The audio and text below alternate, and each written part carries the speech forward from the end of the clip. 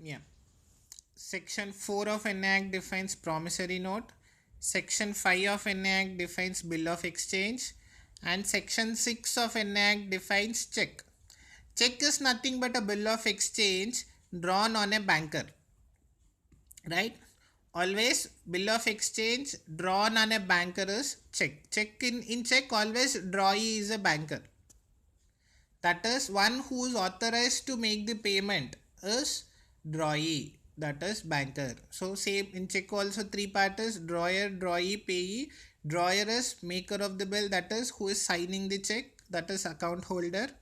Drawee is bank, that is one who has to make the payment or one who is paying the amount, and payee is the beneficiary, that is one who is receiving the amount. Clear? Then there are some basic terminologies in bill of exchange. We'll look into it. First is tenor of the bill, that is the period of the bill. See, the order may say pay the amount of 100 rupees after a period of 30 days, after a period of 90 days, after a period of 3 years. So that period of the bill is called tenor of the bill. Then comes due date of the bill. Due date is nothing but the date on which bill is payable. Date on which the bill is payable. On which date the party, the drawee, has to make the payment is due date. How due date is calculated? Due date is calculated by adding 3 working days, by adding 3 days of grace period to the actual tenor of the bill. So if tenor of the bill is say 10 days, then my due date will be the 13th day. That is, for calculating the due date of the bill, I'll add 3 days of grace period to the tenor of the bill. So if my bill of exchange says he need to pay the amount after 10 days, then actual due date of the bill is the 13th day. Clear? And remember, one important thing in calculating due date of the bill is, if the due date, that is the third day after the tenor of the bill, is a public holiday, if the due date falls on a public holiday, then the bill becomes due on previous working day. Generally, always in these type of transactions, we say the revised due date will be the next working day. But remember, in bill of exchange, always the revised due date, if the original due date falls on a public holiday, is the previous working day. Clear? Yeah. Then endorsee. Endorsee is the person in whose favor bill is endorsed. Endorser is the person who is endorsing. Endorsee is the person in whose favor the bill is endorsed. Then hundi. Hundi is nothing but the Indian terminology for bill of exchange. Then retirement of a bill. Retirement of a bill is nothing but the payment of bill before the due date.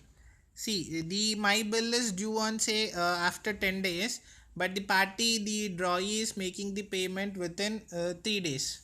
That is, payment of bill before the due date is called retirement of the bill. Clear? Then holder.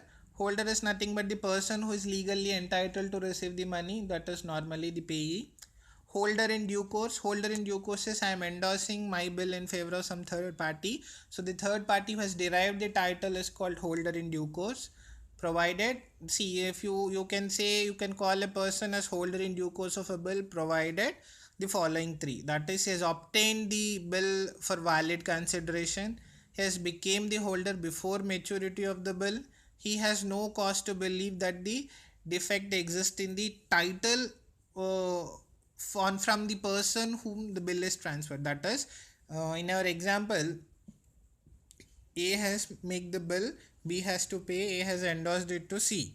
So C becomes holder in due course provided there is a valid consideration between A and B, that is, there is some transaction has taken place between A and C, and C has become the holder of this bill before the maturity of the bill, and then C has no reason to believe that A has some defective title on that. That is, C has to be confident that the title on the bill by A for A is sure. There is no doubt in that. So the person, the holder in due course is said to be a person who has the following three characteristics. That is, he has to obtain the instrument for valid consideration, he has to obtain the instrument before maturity of that, and he has no cause to believe that there is a defect in the title of the person from whom the bill has been transferred to him. Clear? Yeah. Then is bill sent for collection.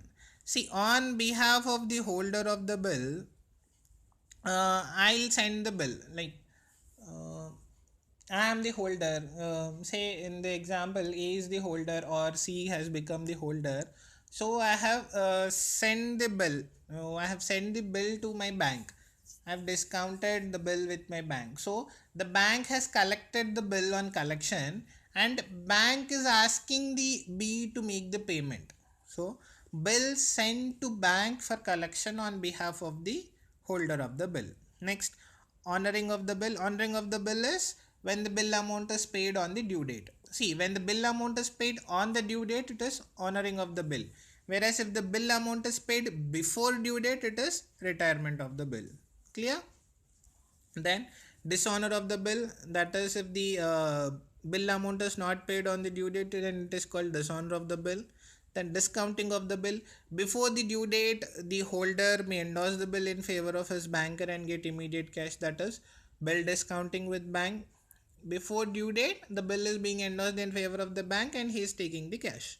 That is discount of the bill. Endorsement of the bill, transfer of bill from one person to another person. Then renewal of the bill. Renewal of the bill is like, see, on due date the drawee is unable to make the payment. See, in our example, on the due date B is unable to make the payment. He says, I need to pay 100 but I don't have enough amount now. Say I make the payment of 60, the remaining 40 you draw another bill, I accept it and I'll pay it another on maybe after another 1 month. So this, like, part payment of the bill on the due date and creation of a new bill and drawing of a new bill is called renewal of the bill. Renewal of the bill is on the due date, entire bill amount is not being paid, only part payment is being received and another fresh bill is drawn for the remaining amount. That is called renewal of the bill. Then accommodation bill. Accommodation bill is one of the important terminology in bill of exchange. That is, there is no actual transaction taking place between A and B. That is, the drawee is simply accepting the bill drawn on him. See, there is no selling or buying transaction between A and B. A has simply drawn a bill on B, B has accepted it. See, A says, A has drawn a bill saying that B has to make me payment of 100 crores after a period of 3 months. B has accepted it. There is no transaction of 100 crores involved between A and B itself. Now B has accepted it.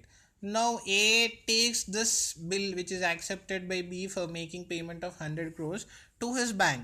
He says discount this bill. So bank discounts this bill and gives him cash of say 95 crores after deducting his commission.